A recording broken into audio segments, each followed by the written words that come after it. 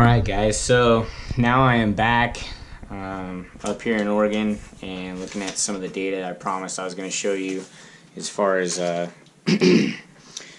Humminbird Autochart live data and where I was fishing for those cutthroat. So I'm going to basically just use the GoPro to shoot in on this and you can kind of see where we're at. So let's begin. As you can see here, this is Warrior Point right here, so let's go ahead and zoom in. Alright, so if we're looking at this thing, maybe zoom out a little bit more just so you can see it. You can tell that we have some steep drop-offs, and we'll go ahead and just zoom into those so that you can kind of tell where I'm at. Most of all the fish were caught, if you can see my mouse right there in the dark blue, from this ridge all the way up and then around this shelf. Everybody was just right in there catching their fish. The other place people were catching their fish was right over here on this drop-off.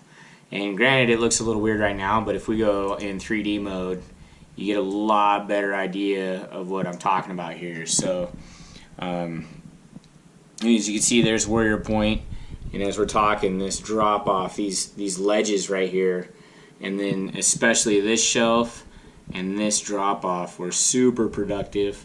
And like I said, when we were going through beaches and where we were going to try to fish, Warrior Point was pretty high on the list because of this kind of, I guess you could call it a topography map or a bathymetry map.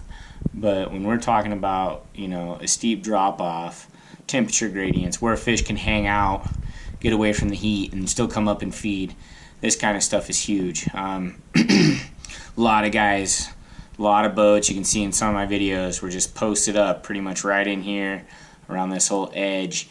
This drop-off specifically right here, I'm pretty sure I caught about 15 fish there, as well as multiple boats that were just crushing it right there.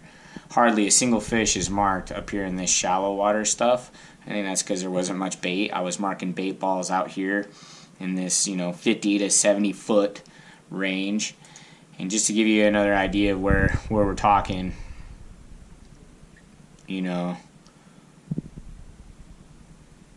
Warrior Point goes up right there, and then all this.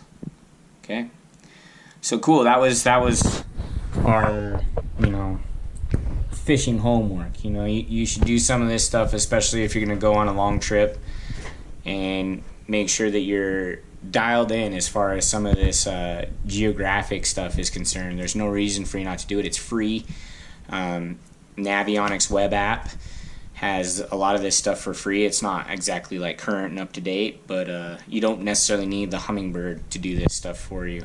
I've gone places where I've printed out those charts and used those to go find points and drop-offs. So that's kind of like the behind the scenes homework for fishing trips. It is something that I do a lot of. All right, cool.